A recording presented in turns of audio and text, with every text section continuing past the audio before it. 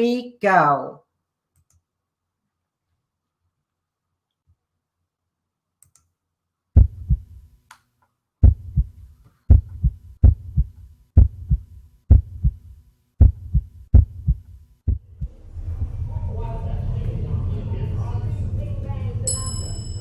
Second floor.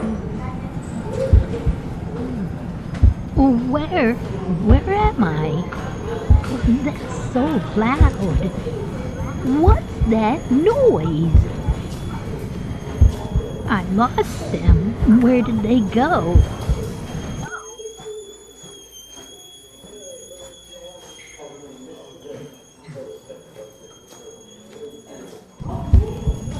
Where did my kids go? Are they down here?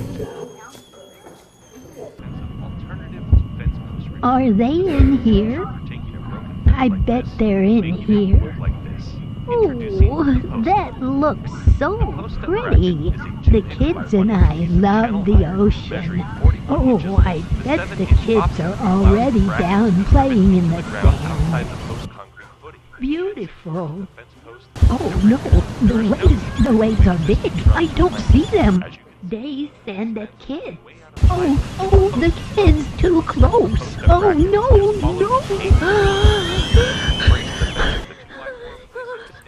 It's okay, you're safe. Let's go to your room. Kids find the ocean get not We've safe. been over this before. Your kids aren't here, and we are not at the ocean. It's okay. Come with me. I'll take you to your room. This way. Oh, I missed a call from Heather. I should call her back real quick.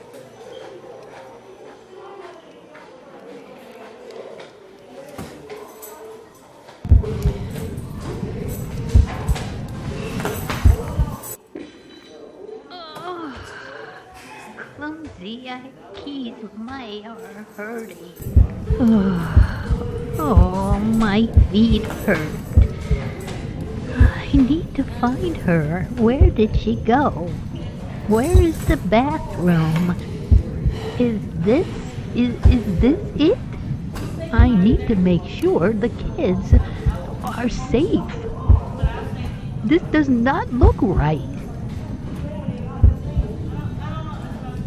Oh, here it is. Let me find my key. This is my room. Oh, if I could just... Why is this so difficult? There you are. Where have you been? Want to help me fold some towels? There she is. Why is she not helping me find the kids? Can you help me fold these towels? What is she asking me? No. Find the bathroom. Find my kids. Do you want to give me a hand? Here, you know how to do it. What? No, I need to go back to the beach. The kids are playing near the water. I need some... There is no something beach, else. and your kids aren't here right now. Do you want to do the purple No, one? there is no time. No, I need to go in Where are here. you going? Don't you like helping me with laundry? No, this is where I need to be. It's time for bed. It's getting dark. Where Do you are the need any kids? help? Are you sure you don't want to come help me? It's dark. What's that? There's a man in here. Where did he come from?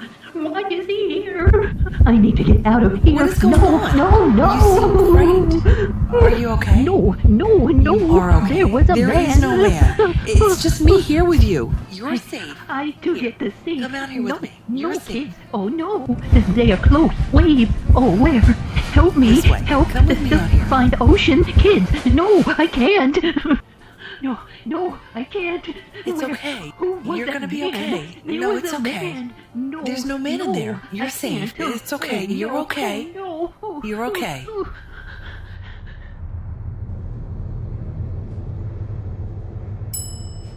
Second floor. Did that change your perspective about how it might feel to have dementia? Hi, I'm Laura Wayman, world-renowned dementia care expert known as the Dementia Whisperer.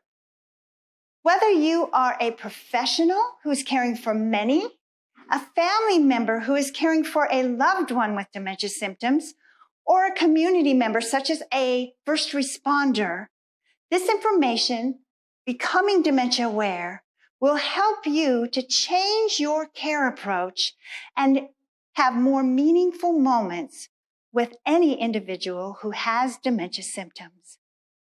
Come with me.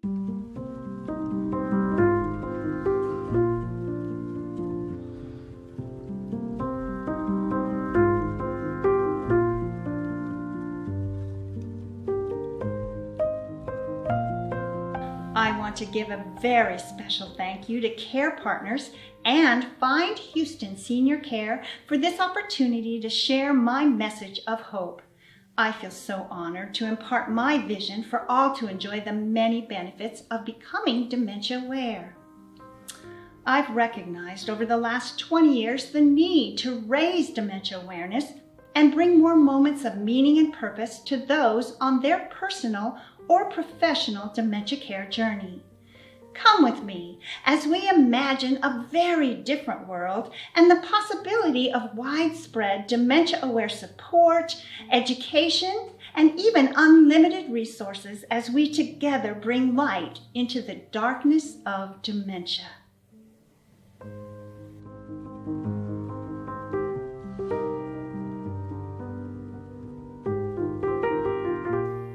So how does most of our society perceive dementia? Well, there's much confusion and misinformation, which can be a huge impedance to accessing dementia-aware care. What I want to do is help you to better understand dementia and bust some myths about what it is and how it impacts not just that person who has dementia symptoms, but all the caregivers who are caring for them, whether they're family or professional, the medical personnel, doctors, nurses, clinicians, assisted living, memory care, skilled nursing, and the entire community as a whole. So here we go. Let's become dementia aware.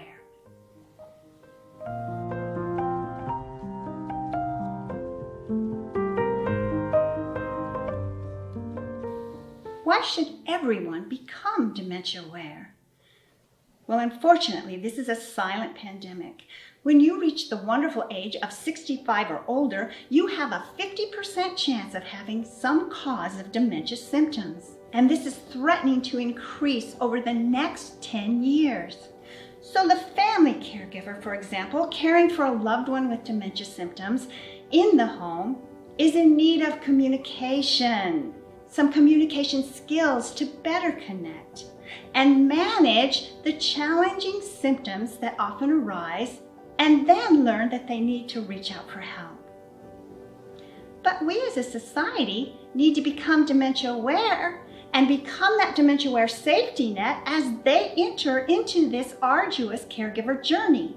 We need to be a net that will catch them as they might stumble and struggle all along the way. Let's take, for example, if the caregiver has a need to reach out to first responders and call for help because their loved one might have a fall or possibly wander. Dementia-aware caregivers consider the bigger picture and consider the safety of not just their loved ones, but all involved. And then, how can that first responder connect and engage with the individual with dementia symptoms, as well as better support the family caregiver? Dementia awareness must go well beyond the individual family or the professional caregiver. It takes a village to successfully care for a loved one with dementia symptoms. Let's then imagine that the individual needs to be transported to the emergency room. Dementia-aware caregivers access the support from the medical community, but imagine how frightening this is for the person with dementia symptoms. And then imagine how comforting it would be if all medical personnel were dementia aware and put into practice this specialized communication and care approach. Now let's continue to imagine a dementia-aware scenario where the decision is made that the individual needs a higher level of care outside of their home environment. This is a difficult decision for that family caregiver to make. But if they're dementia-aware, they will feel more confident with this particular option and in turn will choose the best dementia care community with less guilt, simply because they understand, due to their awareness, that a big part of dementia care is asking for appropriate levels of care and coming to the decision with realistic expectations. So further imagine that the memory care community is trained in a dementia awareness, so they can then provide a more seamless transition from the home into their supportive hands, completely supporting all involved, with a more overall peace of mind and feelings of relief and comfort for that caregiver, recognizing that their loved one is now surrounded by sensitive and competent dementia-aware staff. Dementia-aware individuals remain open to continuing education about their clients, their residents, their patients, or their loved one's condition. You know, the hard reality is the definition of normal must be continuously revised. So let's start this process of becoming dementia aware on an individual level, and then we can continue to grow the recognition of the need for raising dementia awareness worldwide.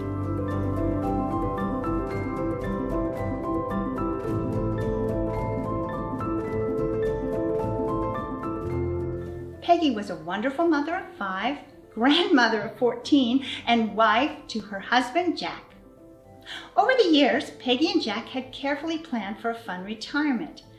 Their goal was to spend time with all the kids and the grandkids and to travel all over the United States. They had decided years before that they would sell their home at retirement, buy a recreational vehicle on wheels, and live the carefree life. And that's what they did, visiting their relatives scattered all over the West and square dancing everywhere they went. After 15 years in the RV, Peggy sensed that the change to a larger and more stable home was on the horizon. Her large and growing family couldn't stay with her in the RV, and she needed more space to entertain all of them.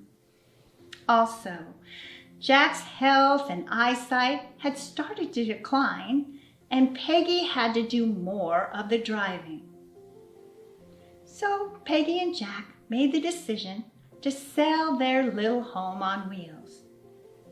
They found a double-wide mobile home in a small town in northeastern Colorado, which they could afford on their limited budget. They happily settled in. 3 years passed, and Peggy started to have concerning conversations with her adult children about Jack's worsening signs and symptoms of dementia.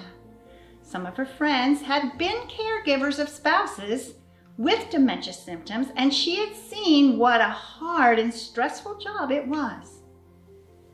Her daughter offered to help, but Peggy insisted she was okay and would alert her if his condition became unmanageable. 2 weeks after this conversation, disaster struck. When Jack and Peggy sat down for dinner, Peggy suffered a massive heart attack. Jack's reaction to this emergency was slowed by his dementia symptoms, which was far more advanced than anyone had realized. By the time neighbors were summoned and called the EMTs, and they arrived with the emergency services, Peggy was already gone. Peggy's case is a classic example of the devastating effects of caregiver stress. She was not able to paint a precise picture of how much care Jack was receiving or how much she herself needed, or to ask for help even though family, neighbors, friends had continually offered to help her over the years. She was just doing what she had always done, believing she could do it alone. Peggy's story hits home, right into my very own heart. You see, Peggy was my mother and my children's grandmother, our very own family hero. Imagine how this painful outcome could have changed if my mother had been more dementia aware, had asked for help, and had been surrounded by neighbors and family and professionals and friends who could have provided more relief and support. This personal experience has driven my passion for educating caregivers, both family and professional, in the awareness of caring for themselves and asking for appropriate help, along with providing them with tips and tools and strategies to assist them successfully and effectively caring for a memory-challenged adult. We can together bring light into the darkness of dementia for thousands of primary family caregivers through education, encouragement, and hope. In other words, help all to become dementia aware.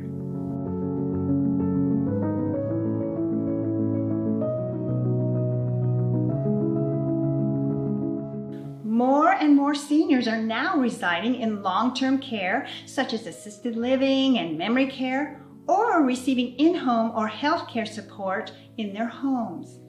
Care staff or assisted personnel have the primary responsibility to assist residents with daily care.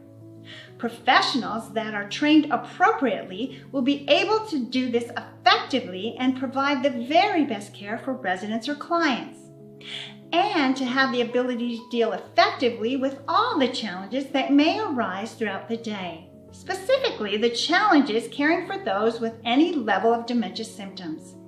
This is why it's important to be trained in the knowledge of the loss of the different areas of the brain that may be affected, so that they can respond effectively to the needs and emotions of their residents or clients, placing an emphasis on allowing those living with dementia symptoms to express their feelings, needs, and aspirations in their own way and on their own time. The care they receive should be focused solely on the individual and designed to deal with each of their specific needs, rather than a general cookie-cutter approach to dealing with the condition.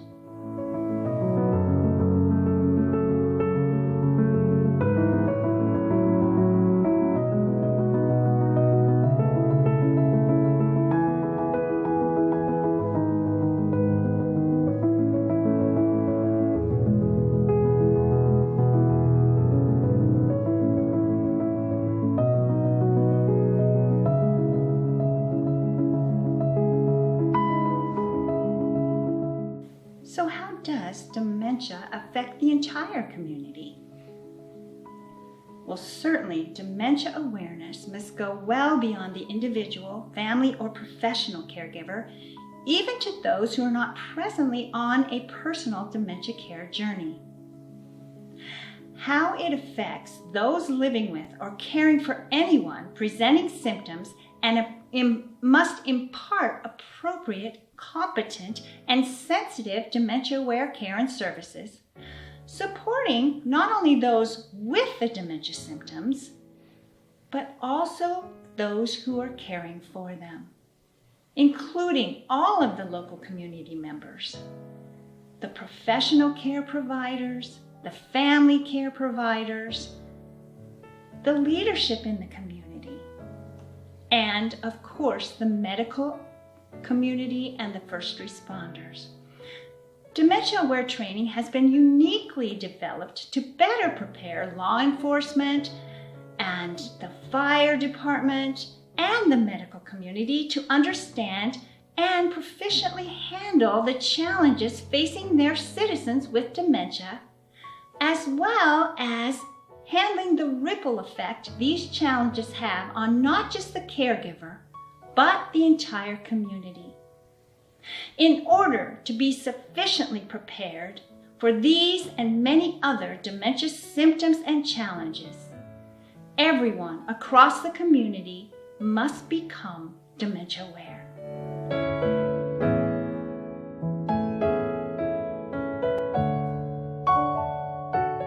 A big part of becoming dementia aware is understanding dementia in a very concise way. Dementia is not a specific disease or condition. It's an overall term that describes a group of symptoms associated with the declining thinking process that reduces your ability to perform everyday activities. So what's behind these symptoms? Well, our brains are always trying to make sense of things and impose order as information comes in. But when an individual has dementia symptoms, whole experiences are constantly being lost, making it difficult for the brain to get its bearings. In plain language, the essential parts of the brain that we access and utilize and understand the world around us, every piece of data we receive and process, all of that is broken, and with most causes, it will continue to be even more broken. So I like to say the person who's presenting dementia symptoms, it has a broken thinker, and when we become dementia aware, we must learn to think for them. So this list of symptoms, it can be compared very much to a cough or symptoms of the flu. Well, if you have a cough, that doesn't necessarily mean you have lung cancer, and if you have dementia, it doesn't necessarily mean that the cause of your dementia symptoms is Alzheimer's disease. Dementia is often confused with Alzheimer's, but Alzheimer's is a disease or a cause, and the various manifestations of this cause are the dementia symptoms. And these causes, there's many causes, but the leading cause is Alzheimer's disease. There's over 100 different causes. So let's just say you had a medical examination and the doctor gave you the dreaded news that you were suffering from dementia. The next question you would need to ask is, what's causing these dementia symptoms?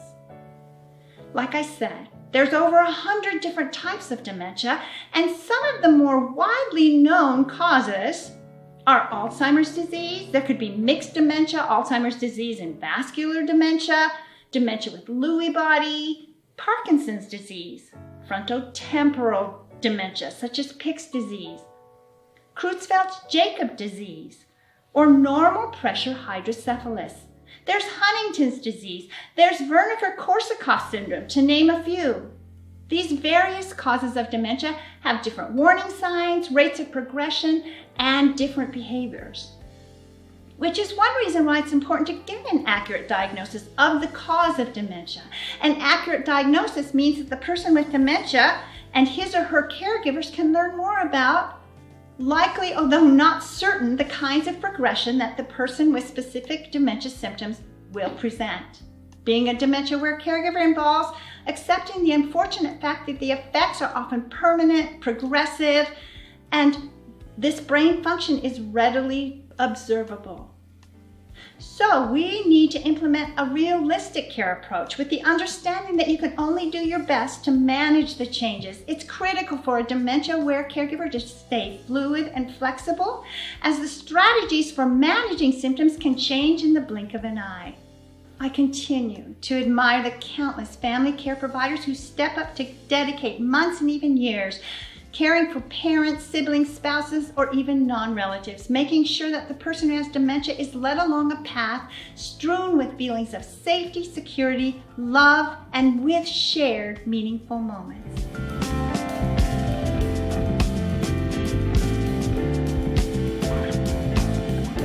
As you become more dementia aware, you will begin to recognize these symptoms and how they pertain to the loss in that person's brain, that loss of brain function. What they lose is the learned brain function, and they've learned to process all of the different pieces of data that come at them, what they hear, what they see, how they move. A dementia-aware caregiver uses fewer questions and gives fewer options and instead takes positive action and makes simple statements. The more you think for those with dementia symptoms, because they have this broken thinker and are having more and more difficulty thinking and processing and understand the world around them, the more supportive and kinder you are in their eyes. This change in your care approach guarantees more relief, as well as helping those you care for experience more meaningful moments. We must also recognize that that dementia sufferer still feels and has emotions, those same feelings and emotions that they were born with. So in order to communicate with them successfully, we need to join them in their feelings. We need to respond to the emotions, not the behavior. Then we can redirect the individual and help them manage those feelings and place them in more feelings of calmness and peace, and they will respond in a more positive way to you. This takes a little practice because we're used to having that person feel and understand what they're feeling, and now they can no longer do that. So we have to help them have a different way of coping with those feelings by joining them first. Like I said, this takes a little practice, but it is an amazing tool to help you connect and engage with that person who has any dementia symptoms. Because that person with dementia symptoms is having a difficult time processing information as it comes to them, we need to learn as dementia-aware caregivers to be better about only giving them the information they can handle, knowing they can handle less and less. So we want to avoid trying to reason with them. We don't want to attempt to give lengthy explanations or details because too much information makes them anxious. So share less information in the form of gentle, positive action statements rather than question options, facts, or figures, and avoid negative subjects that might invoke sadness or fear or anxiety. Just reframe all the information in a more positive way and simple statements. And be sure and accept the fact as that dementia-aware caregiver that none of these strategies are going to stop, fix, or change the dementia symptoms, and probably they will continue to decline. So allow that person the dignity of experiencing whatever their emotions they're feeling at the time. Join their feelings and then go into their dementia wonderland rather than trying to stop, fix, or change it.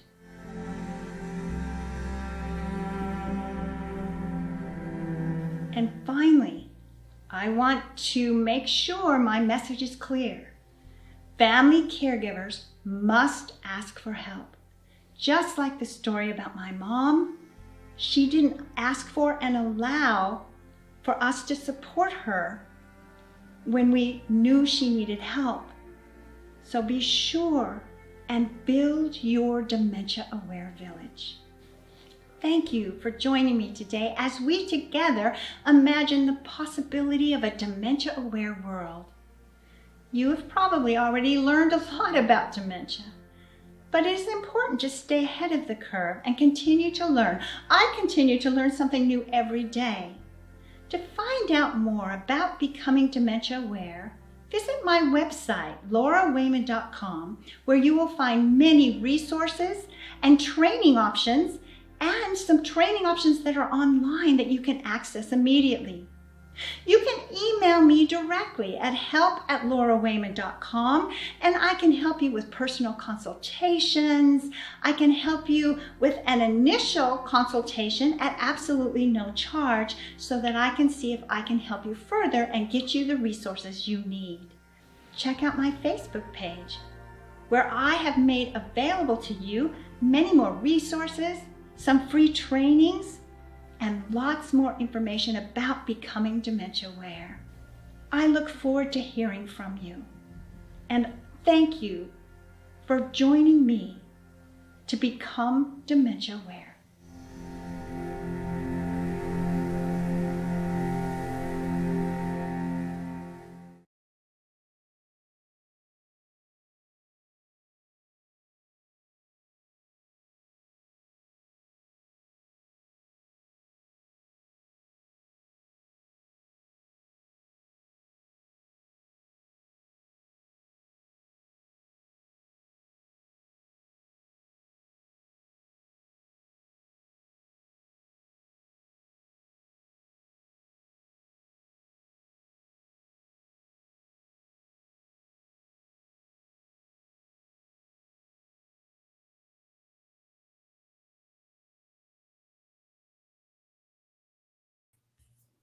Hi, there we are.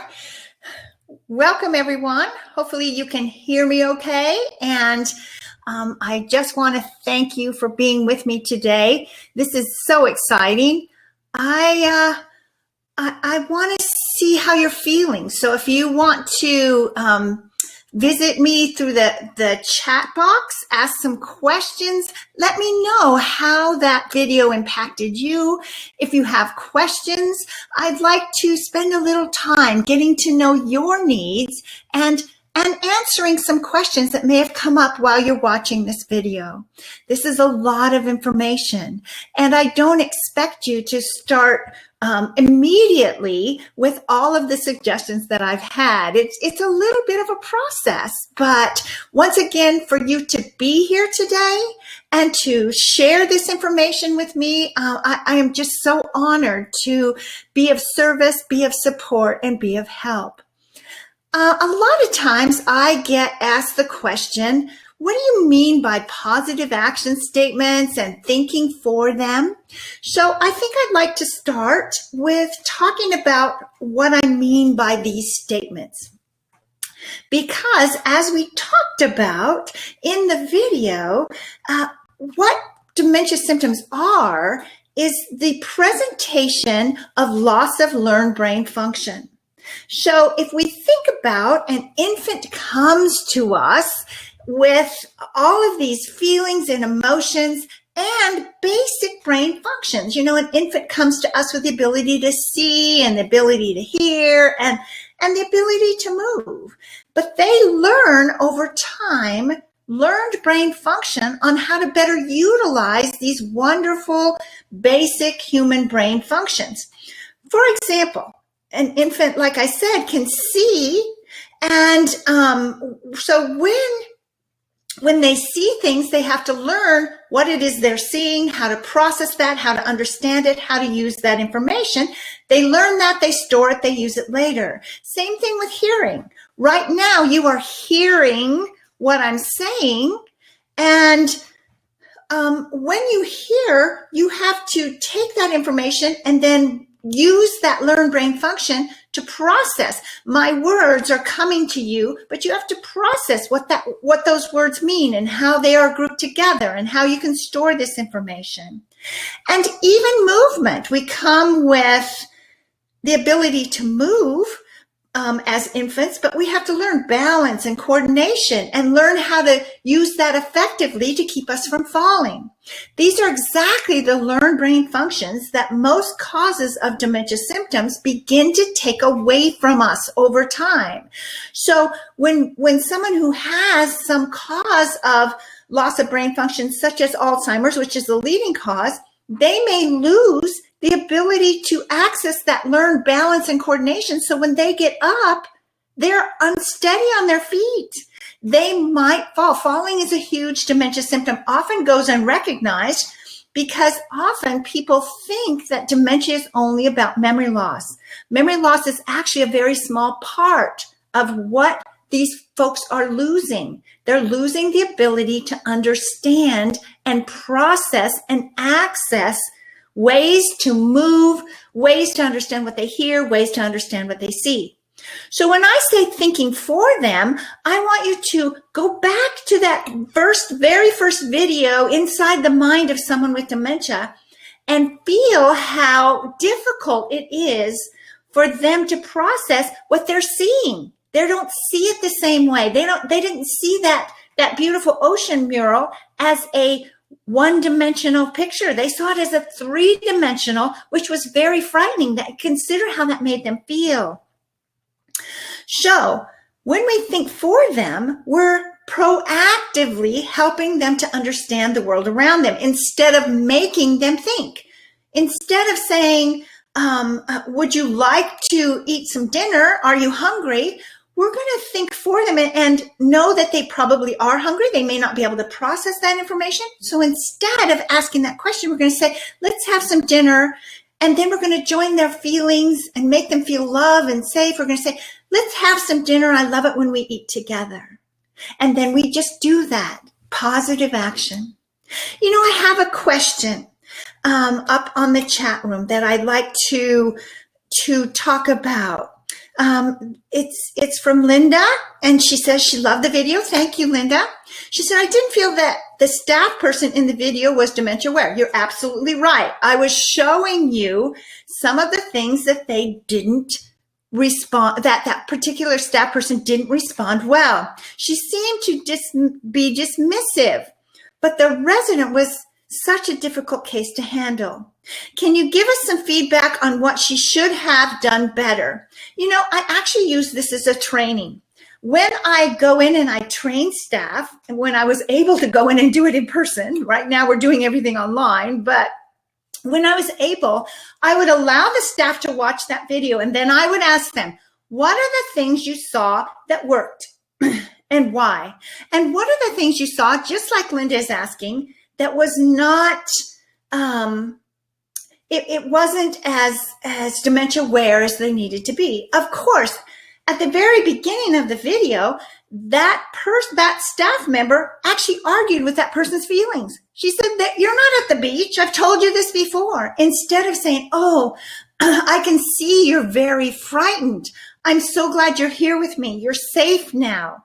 Let's go over here. And then when that dementia sufferer was saying, the kids, and they were actually feeling that fear, how could that staff person done something more dementia aware? Well, of course, they could have said, oh, you love your kids. You take such good care of your kids. Instead of dismissing those feelings, which were so real. They were feeling that was exactly what was happening in that moment, that actual anxiety and fear. And yes, she could have done that better had that staff person started from the beginning and not been so dismissive and talked to the feelings. It never would have escalated to the point of that anxiety attack that happened. All along the way, that could have been relieved, giving that person instead more feelings of love, safety, comfort, security, value. You're such a good mother. You always take such good care. Now, often what we want to try and do is fix the problem. So we want to tell them that's not what's happening. But it's really amazing and magical when we instead join the feelings and stop trying to join the situation. So even though it feels like it wouldn't have made a difference had we just said, you're such a good mother, you take such good care of your kids, it would have immediately brought that person to a feeling of value, and they wouldn't have felt that anxiety of what they believed was happening. We don't have to fix it. We don't have to stop it or change it. We just need to join them. I know this feels so different than the way we've always been taught to change people's feelings, to fix it, to support it. But I want you to try this. I want you to join their feelings. And as soon as they relax into those 4 feelings of love, safety, security, comfort, value, 5 feelings, actually, when they feel that anxiety just dissipates. And in the moment, they are not so anxious. Does it stop it? No.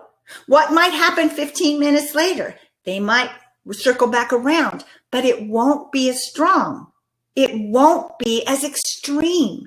And you will immediately be able to pull them back by using these strategies. And Linda, also, you were asking with COVID-19, it's very difficult to reach out. This is one of our biggest struggles right now. And I, as the Dementia Whisperer, am having to redevelop everything that I've been doing because I can't do that personal touch. However, with platforms like this, we can all take that individual responsibility to become dementia aware so that we can go from individual to organization to entire communities to help everyone give this kind of approach and influence in a dementia aware way. We have to provide this safety net. I, for example, cannot go into many of the buildings that I've been consulting with over the years. I can't go in there in person, but I can do this kind of interaction with the staff through Zoom, through these different kinds of platforms, through and constantly give through my trainings online, give the support staff that is there more of these kinds of strategies that we can still use. And they are hungry for this. We need to be able to get these staff members and family members and communities.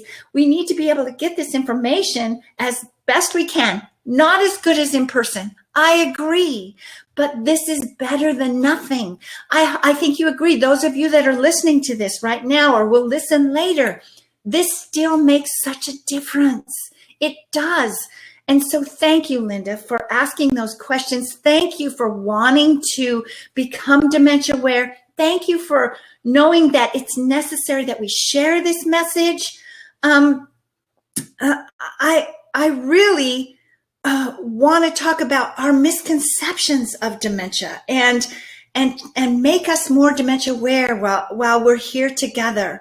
So the biggest misconception that I see so often, and I hear this from family members especially, is that they believe that dementia is all about memory loss. And so I hear this it's such a dangerous statement when family members say to me, well, I'm going to wait until grandma doesn't remember who I am before I access help. I don't want to place her in some dementia aware community or ask for in-home care until she doesn't remember who I am. And that could be one of her last symptoms, if none at all. I work with so many people that have serious dementia symptoms, that are dangerous dementia symptoms, and they never have memory loss. I know that surprises you, but I also want you to understand this misperception about what the memory loss, what we're seeing as memory loss is not really memory loss. It's their loss of ability to process the information that's coming to them. Often they can still access the memories. Now, they do tend to lose those memories as well. They don't even make memories as well because their brain is not functioning on a normal level. So if they make a memory, that's a current memory, like what they had for breakfast this morning, they may not even have a place in their brain to store that information. So they're not going to store that information for them to access later. So if you ask them what you have for breakfast this morning, you may get this, I didn't eat. No one fed me. And so even though that's not reality in our world, that's reality in their world because they can't access that memory of eating and what they had because their brain was not able to store it. Yes, that is true memory loss. And most often that starts to happen with the most current memories because their long ago memories are still safely stored further back in the recesses of their brain and have not yet been affected. But even when they go to access those long ago memories, guess what? Even if they access them, because their thinker, their processor is not working correctly, it gets to be a jumbled mess of this memory and that memory and long ago and right now. And so they don't process it the same. So it becomes very confusing for them to relay that information of what they're processing because it's a jumbled mess by now. So what I want you to understand is the kinds of dementia symptoms we may see very early is not necessarily memory loss. For example, I talked about the loss of balance and coordination. We learn balance and coordination when we're very young, when we're toddlers. We have the ability to move, but we practice and learn and get better at the balance and coordination. So we learn to walk and we learn to run and we learn to stand and have that coordination of then walking. Those are all learned brain functions. So if you think about it, if there's a cause of loss of normal brain function, that person may lose those learned brain functions. That part of their brain is just really damaged and taken away. It's not there. So they go to access that and they're back in that uncoordinated loss of balance world before when they were toddlers, before they learned how to process movement. That's learned. So we see falling. I hear family members say, "You're right, Mrs. Dementia Whisperer, that's absolutely what happened. Dad, about 10 years ago, even though he had always been very athletic, very coordinated all his life when he was younger, we started to see this loss of coordination. His gait changed. He just seemed to be a little more off balance. He had problems disseminating depth perception. And he would hesitate if there was a change in floor covering from light to dark. And he would hesitate because he couldn't think and process and understand to take a step up or down. And it made him off balance. And we began to see more and more falls. But we didn't recognize that as early dementia symptoms. We thought it was old age. And so often this goes unrecognized when help and understanding for this can help us to think for them. Thinking for them when they have loss of balance and coordination is making sure their environment is safe. Getting rid of those scatter rugs that take a little bit of extra understanding and processing to keep from tripping over. Making sure that there is no obstacles that they indeed have to think and process that will slow them down and perhaps cause them to not access that balance and coordination they still have, slow them down enough that they will have more falls. So that's why it's so important to understand dementia, to have this awareness of what it is and start seeing this much earlier so that we can learn to think for them. And in no way is this condescending. I want you to understand, we're not going to take away their abilities that they still have. We're just going to support the abilities that they're losing. We're still going to, as a dementia-aware caregiver, supports what they still have. And thinking about that, you will learn as a dementia-aware caregiver, as you learn to recognize dementia symptoms that before had gone unrecognized, before that veil of unawareness has been lifted, you will begin to learn to ask for help much earlier. You won't wait until they have loss of memory, which might never happen. And so when should you start getting help? You should start getting help when you first start to see this. And this could be 10 years, even 12 years earlier than most people right now who are unaware. That's when they often wait. And then when they start to access help all along this dementia journey, it's already so far down the way and they've been stressed. Think of this as building your partnership in your dementia-aware journey. Think of this as exactly what we need to do. And we as professionals need to say, yes, I want to be your partner. I need your help. You need mine. I don't want you to think that dementia-aware professionals are going to take away your ability to contribute as a caregiver.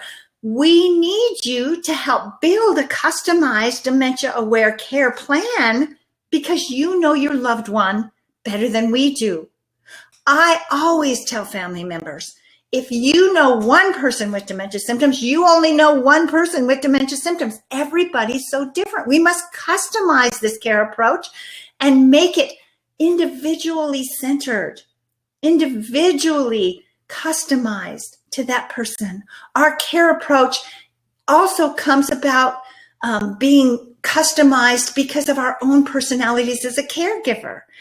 Often caregivers will say, well, tell me what to say to mom. And I'll say, well, I can tell you how I would say it, but you need to take that and you need to put it in how you would communicate with her.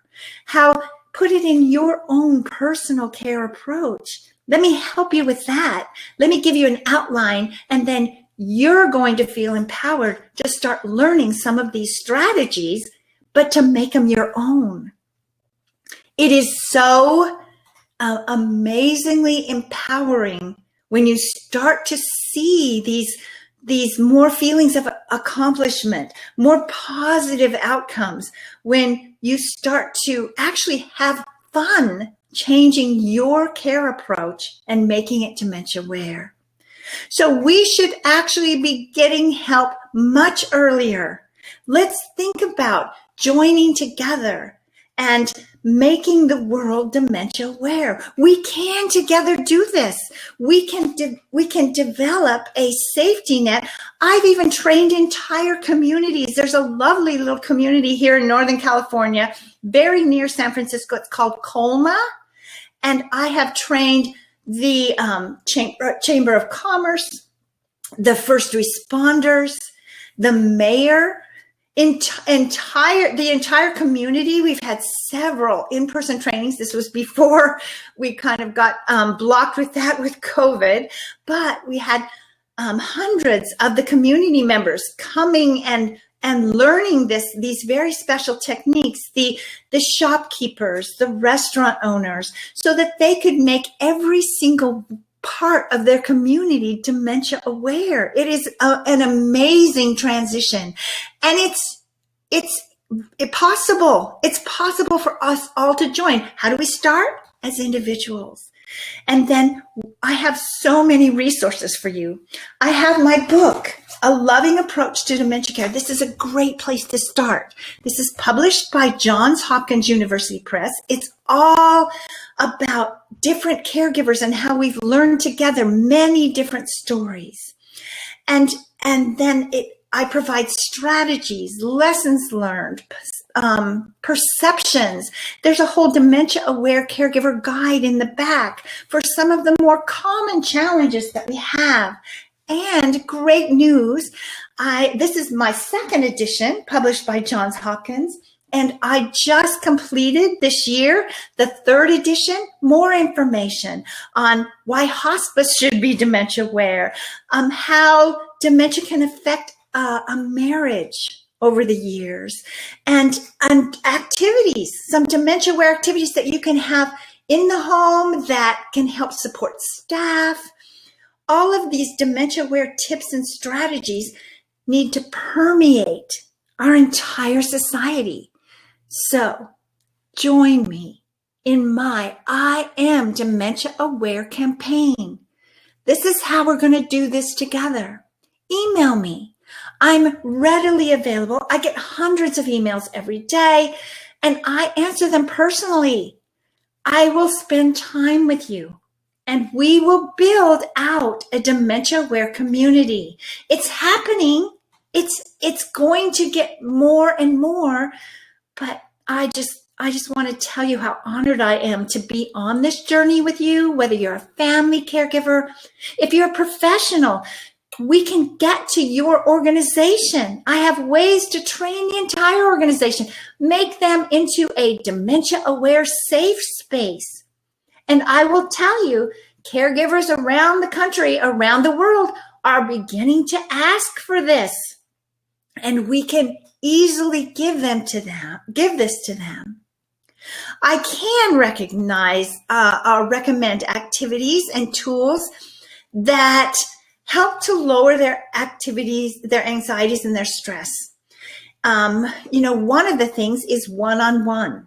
Group activities are difficult in the professional setting for those with dementia because that's so much information coming, more people, more faces, more noise.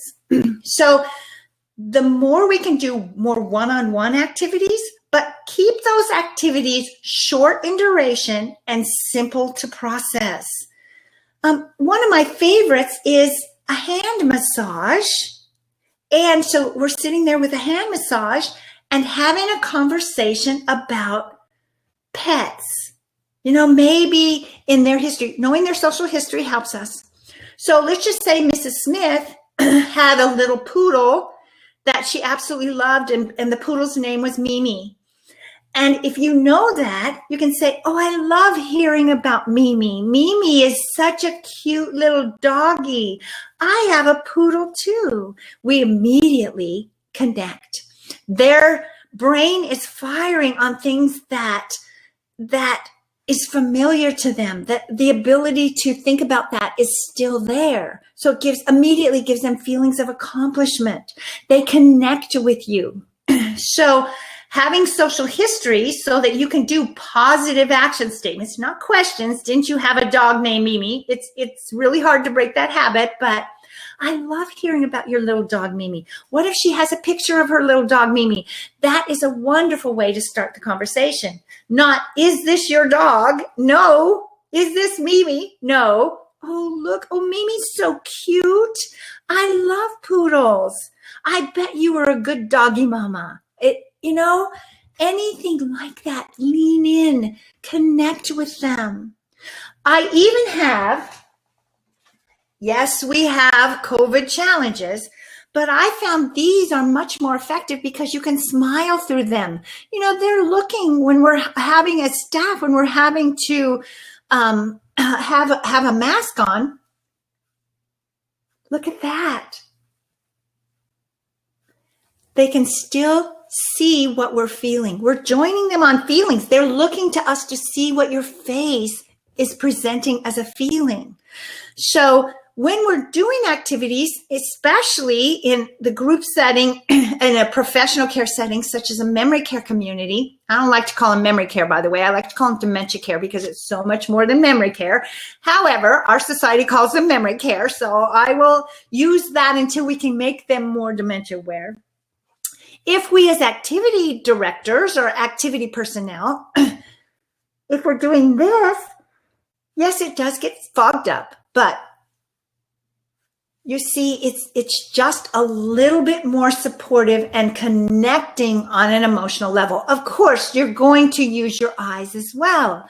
It's that welcome. Lean in, welcome them. Help them to feel in that moment that love and support because they can't get there themselves anymore. They have this low-grade anxiety because of what's happening in their brain and all the different things that are coming at them. And you have to change all your activities because think about it. If you're doing trivia, what are you doing? You're asking questions. Instead of asking questions in a trivia game, help to give them the answer so they have feelings of accomplishment. It's okay. It's not about winning. It's about joining and participating and feeling a part of the activity. So instead of asking the question, how much do you think a loaf of bread cost in 1945? How about if you say, this is so interesting. I've learned that a loaf of bread in 1945 only cost 10 cents. I would love it if a loaf of bread cost 10 cents right now. And then you're actually talking to them. You will be amazed at how that brings them out and causes less anxiety and stress. I've walked into a building where I'm consulting professional care staff, great activity directors who are so good at activities for assisted living for those that don't already have some of this loss. They're doing trivia games like that.